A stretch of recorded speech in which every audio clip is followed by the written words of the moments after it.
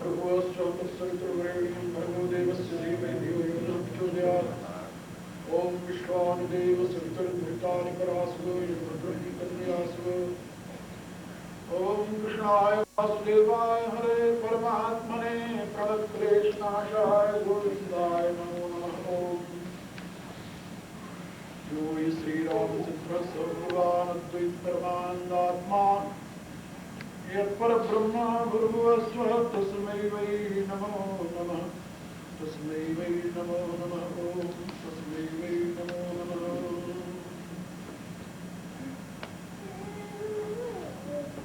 बराबर रूप में उपस्थित मेरी प्रियात्मा, करुणा निधान भगवान की करुणा आप सभी के लिए सदैव कल्याणकारी हो। मेरी आंतरिक शुभकामना।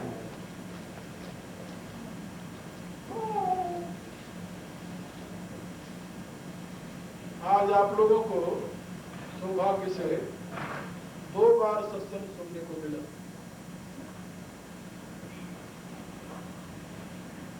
और पहली बैठक में बहुत सी बातें आप लोगों को समझाई गई। इस समय भी अभी आप ब्रह्मविद्या से बहुत सी बातें सुन रहे थे और अब मैं भी आपको बहुत सी बातें समझाऊंगा। मुख्य उद्देश्य सत्संग और जीवन का अनंत में विलय,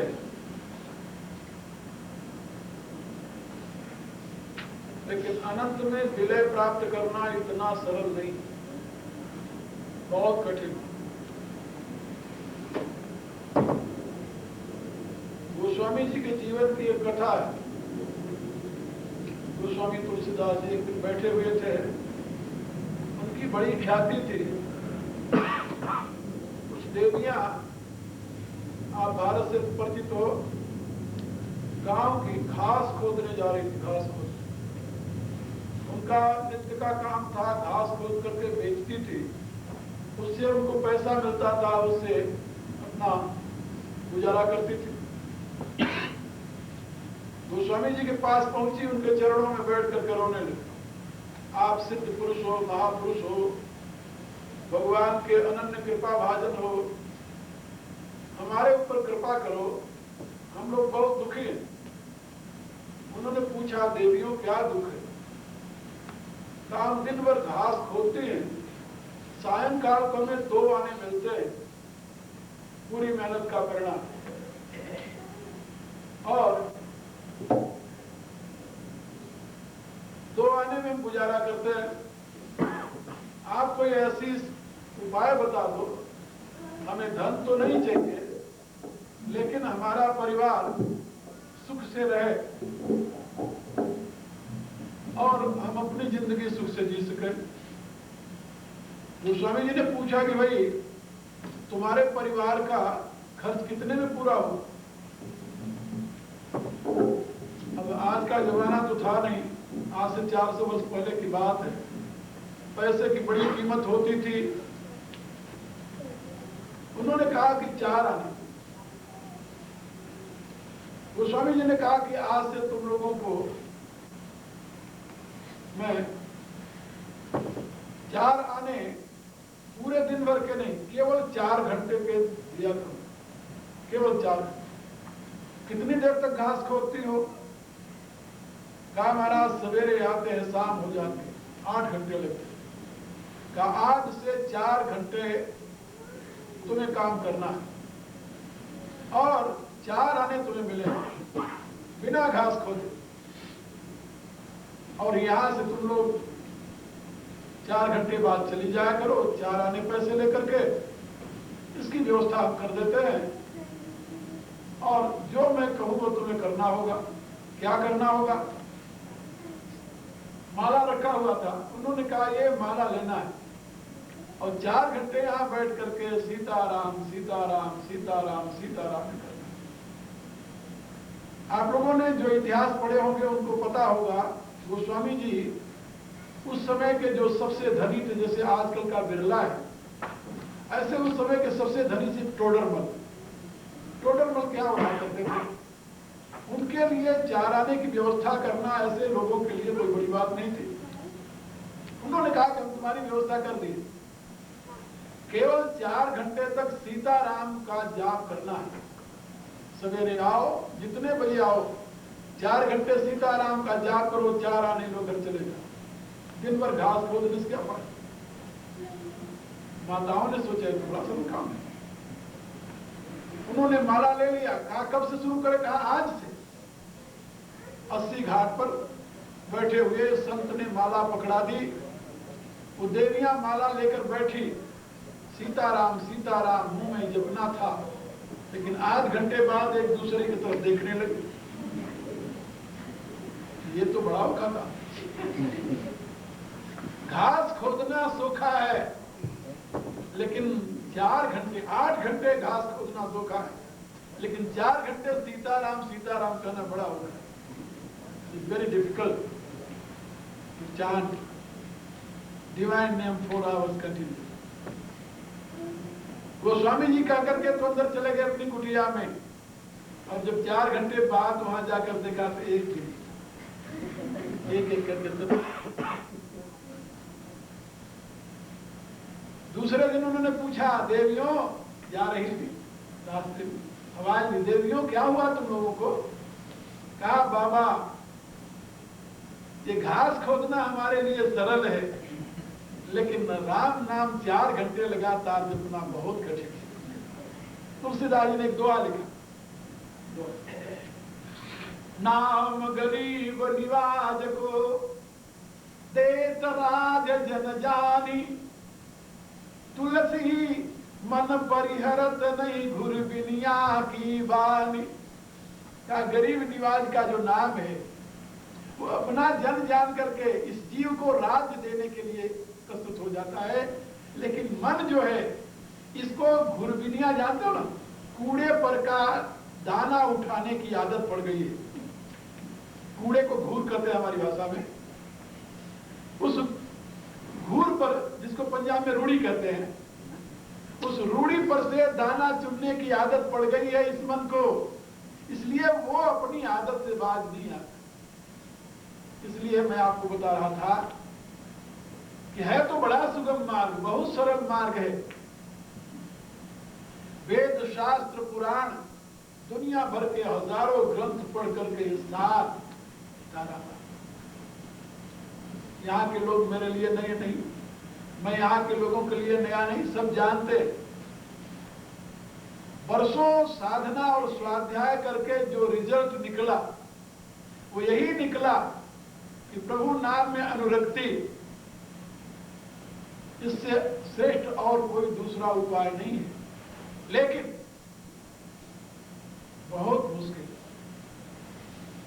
5 मिनट तक मन को टिकाना भी मुश्किल हो जाता है।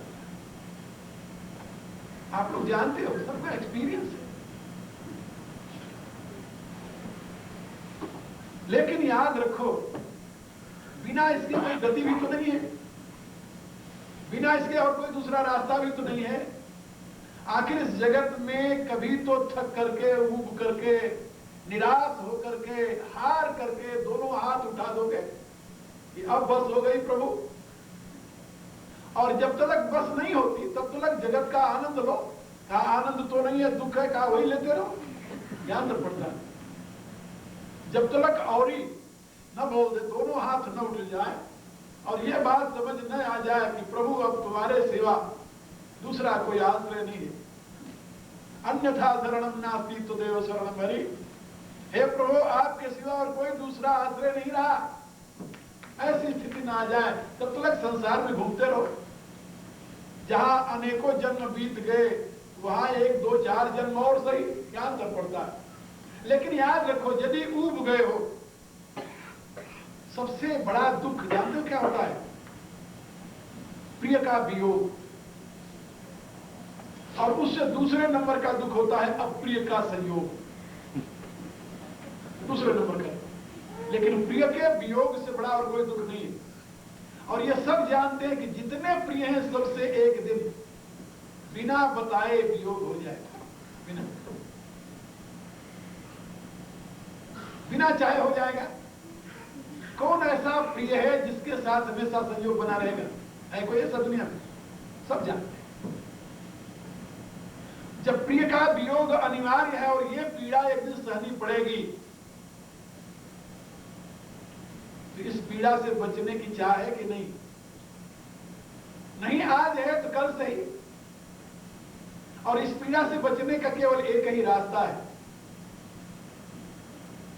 कि सारे प्रिय को एक ऐसे प्रिय के साथ जोड़ दो जिससे कभी वियोग होने की संभावना ही न हो, और वो है एक भगवान, दूसरा कोई।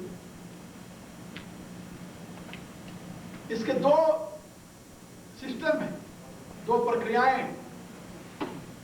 हमारे यहां एक धर्म पैदा हुआ, बौद्ध धर्म। उसने बताया कि आत्मा नाम भी कोई चीज नहीं, परमात्मा तो है ही नहीं, लेकिन आत्मा नाम की भी कोई चीज नहीं। तुम्हारा ये जीवन जो है यह प्रकृति का, प्राकृतिक पदार्थों का परिणाम है, और जब यह प्रकृति के कॉजल फेनोमेना में लीन हो जाएगा तुम्हारा मोक्ष हो जाएगा। जैसे दीपक और उसमें घी और बत्ती, इन तीनों को मिलकर के उसमें यदि लाइट लगा दो तो जैसे जल रही ज्योति ऐसे पैदा हो जाती है। ऐसे बौद्धों ने बताया कि तुम्हारा शरीर तो ये दीपक है, और उसमें वासना जो है वो तेल है, घी है वासना, और अहम जो है उसकी वर्तिका है, और वो वर्तिका तुम्हारी जल रही है मैं के रूप में। और जब तक घी इसमें रहेगा तब तक ये जलती रहे। यदि वासना रूपी घी नष्ट कर दो तो ये मैं रूपी वर्तिका बुझ जाएगी। इसी का नाम निर्वाण है। गीता का निर्वाण अलग है, वेदांत का निर्वाण जो है वैदिक सिद्धांत का वो अलग है। बौद्ध धर्म का निर्वाण यही है, बत्ती का बुझ जाना। और बत्ती तब तक नहीं बुझ सकती जब तक कि उसके तेल का अंत न हो जाए। तेल क्या है? वासना। बुद्ध ने कहा तृष्णा।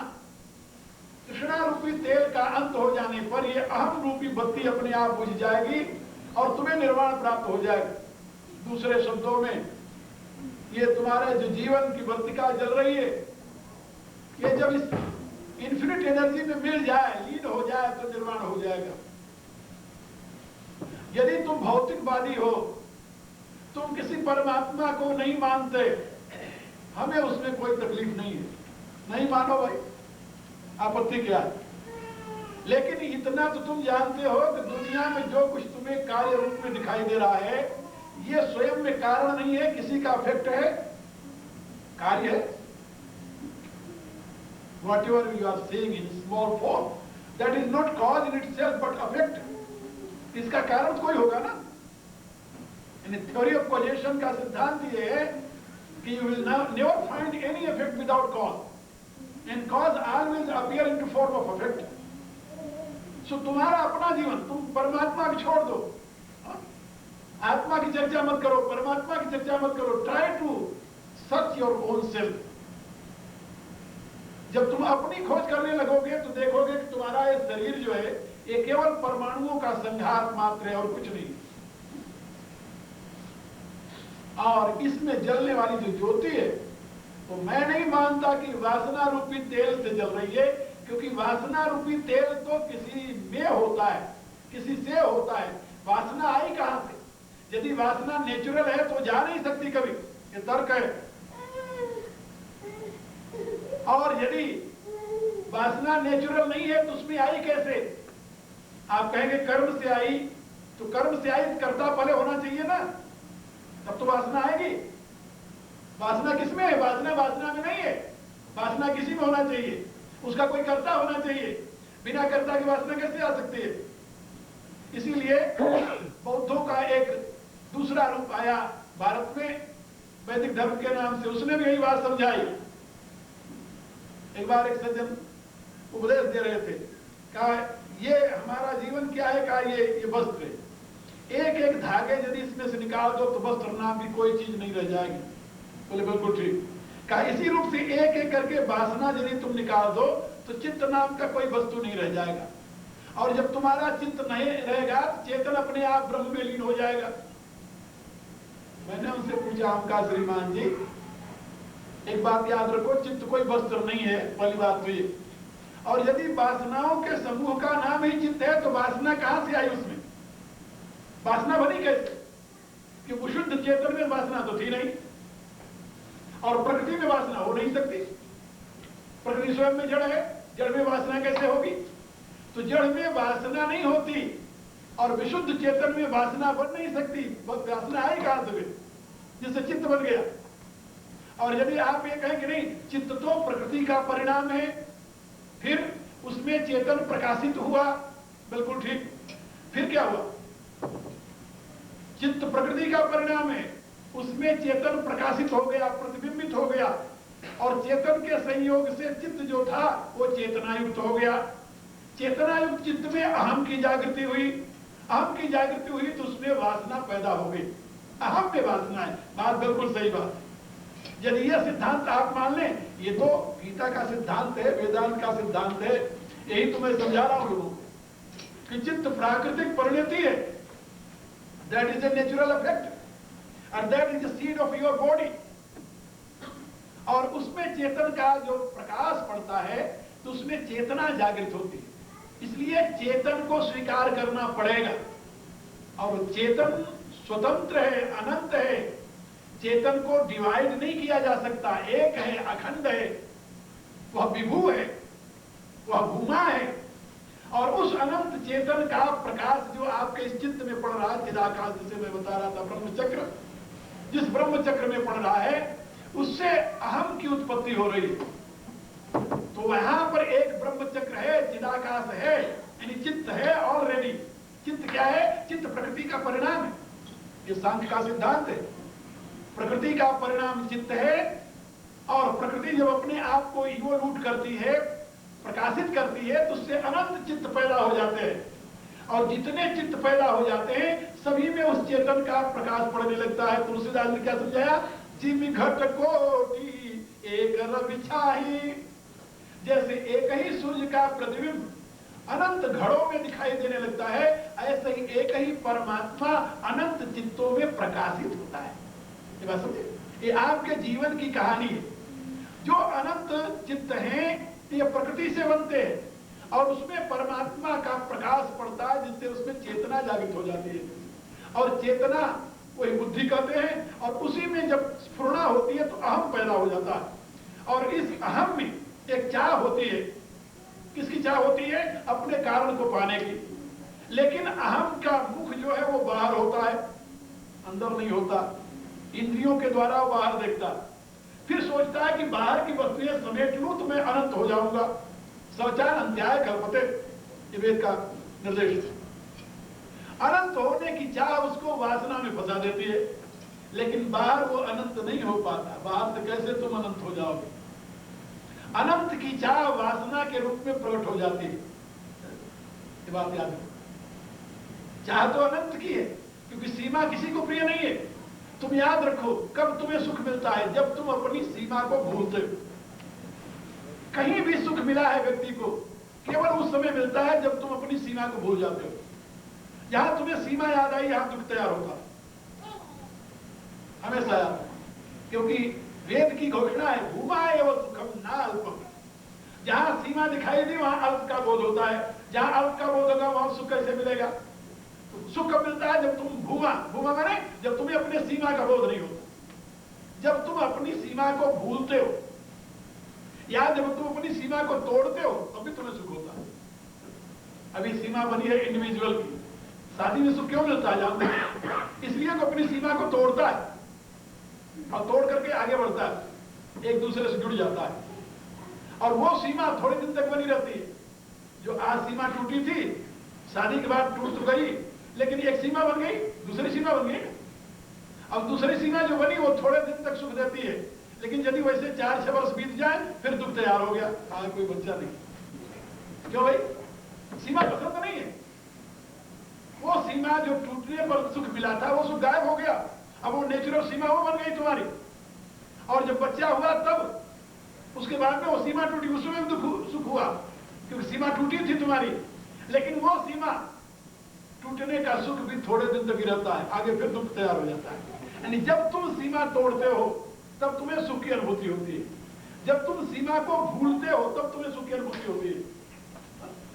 खूब चिंतन करके देखना, बहुत सी ऐसी बातें हैं जो व्याख्यान में नहीं बताई जा सकती, लेकिन इतना तुम लोग याद रखो कि तुम्हें तभी सुख मिलता है जब तुम अपनी सीमा को भूलते हो। और सबसे बड़ा सुख जो मिलता है वो मिलता है डीप स्लीप में। ये तो जानते हो, यदि मनुष्य को गहरी निद्रा नहीं आवे तो सुखी नहीं हो सकता, पागल हो जाए थोड़े दिन बाद। और डीप स्लीप में क्या होता है, तुम अपनी सारी सीमाएं भूल जाते हो। जागृत अवस्था में सीमाओं का बोध होता है, दुखी रहते हो। स्वप्न अवस्था में भी सीमाओं का बोध बना रहता है, इसलिए स्वप्ने में भी दुखी रहते हो तुम। और जब डीप स्लीप में जाते हो तो तुम अपनी सारी सीमाएं भूल जाते हो, अपने आप को ही भूल जाते हो, इसलिए तुम्हें सुख मिलता है। और सुख ही नहीं मिलता, सुख भी मिलता है, शांति भी मिलती है, शक्ति भी मिलती है।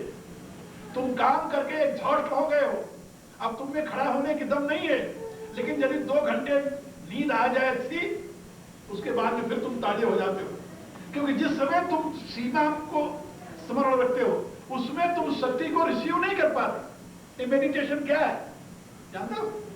मेडिटेशन एक विद्या, वो क्या करती है, जो स्थिति तुम्हें डीप स्लीप में प्राप्त होती है उस स्थिति को जागृत में लाने की विद्या है, याद रखो।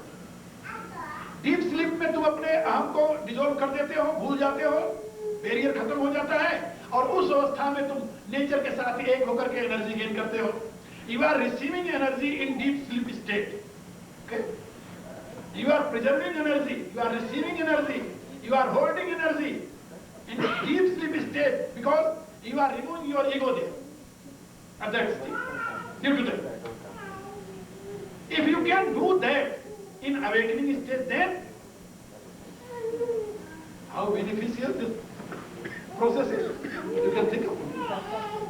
यदि वही काम तुम जागृत अवस्था में कर सको तो अपने इस सीमा को अनंत में लय कर दो। जागृत अवस्था में consciously you are entering into deep sleep unconsciously. That is the result of tamoguna.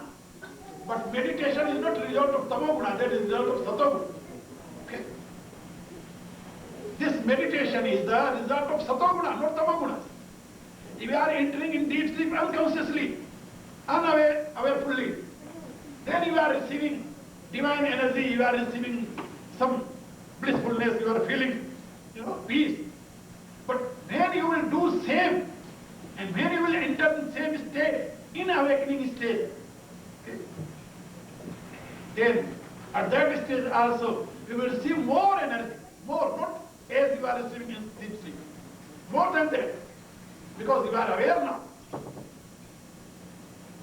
and you will realize more peace and more happiness too at that stage. That is process of meditation. Because you are wasting your energy, you are using your energy, you are expending your energy in your awakening state, but you are not receiving energy, you are not holding energy, you are not preserving energy. Awakening. So meditation is that process through which one can receive energy and preserve energy and hold energy more and more awarefully.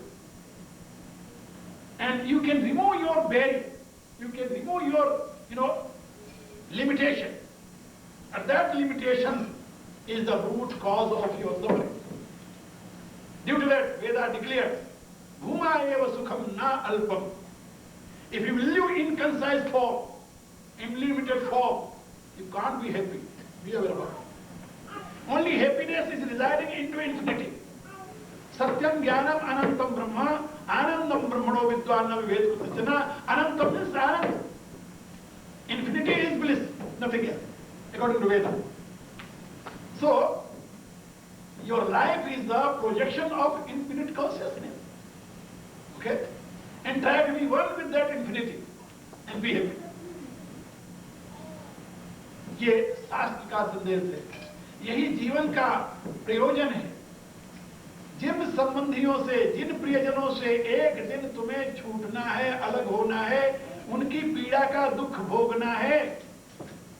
अरे जागृत अवस्था में ही अपनी होश में, अपनी यानी रुचि के साथ उनसे अपने आप को समेट करके और अपने कार्य में अपने आप को लगा दो। इससे उनको कोई दुख नहीं होने का। यदि तुम बैठ करके ध्यान करो, परमात्मा में तुम्हारा चित्त लग जाए, तो तुम्हारे बच्चे को क्या दुख होने वाला भाई? You will be more apt to perform your duty at that stage. कोई भी हो, स्त्री है, पुरुष है, बच्चा है, कोई भी है, if you are doing that process, accepting that process and doing that practice, you will be more apt to do and perform your duty. आप अपने कर्तव्य को सही माने में कर सकेंगे और अच्छी प्रकार से कर सकेंगे। अन्यथा आपका अटैचमेंट, आपकी आसक्ति आपको अपना कर्तव्य पालन करने में व्यवधान उत्पन्न करेगी, बाधक बना लेगी। ये तो आप जानते हैं ना, किसी स्फीयर में आप काम करते हैं, इससे कोई मतलब नहीं। आप क्या करते हैं, जो भी काम करते हैं उसमें धीरे धीरे कुछ दोष आ जाते हैं। दोष, और दोष कैसे आते हैं? अननोइंगली, अनअवेयरफुली, बिना जाने दोष आ जाते हैं। कब आप ग्रीडी बन गए कौन जानता है? कब आप ग्रीडी बन जाते हैं पता है? पता ही नहीं चलता। आप सोचते हैं ग्रीड नहीं है, लेकिन कब आप ग्रीडी बन जाते हैं, कब आप लोभी बन जाते हैं, कब आप मोही बन जाते हैं, कब आप क्रोधी बन जाते हैं, कुछ पता नहीं चलता। Unknowing, you become prey of so many demonic nature. यदि आप सावधान हैं और सावधानी से आप अपने आप को परमात्मा के साथ जोड़े हुए हैं, आप इन दोषों से बच जाए। हमेशा याद रखिए, आपका जो जीवन है, आप किसी में विश्वास करें ना करें, यदि आपने अनुसंधान किया कि हमारा ये जो शरीर है ये तो प्रकृति के परमाणुओं का परिणाम है, your body is nothing projection of this energy, और इसमें प्रकाशित होने वाला जो चेतन है वो तो अनंत चैतन्य का केवल प्रतिबिंब मात्र है। प्रतिबिंब जानते हैं, reflection only. That supreme consciousness is reflecting into your ब्रह्म चक्र and giving you life, and that is called light. Light giving life, and life appear into your heart in the form of love. So love, life and life, these are correlated. Life को ego कहते हैं, I am कहते हैं, उस light को wisdom कहते हैं, और जो हृदय में लव होता है उसको भाव कहते हैं, मन का दोष। ये तीन रूपों में एक ही तत्व प्रकट होता है, light, life and love. And love appear into form of desire, and that desire become root cause of your suffering. इसलिए बताया गया कि आप अपने लव को परमात्मा के साथ जोड़ दे, अपने डिजायर को परमात्मा के साथ जोड़ दे। केवल चैनलाइज करना है, उसको कुछ करना नहीं है।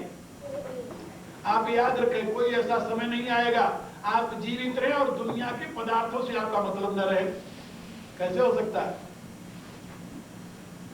भारत में एक मां थी, अभी कुछ वर्ष पहले उसका शरीर छूटा है।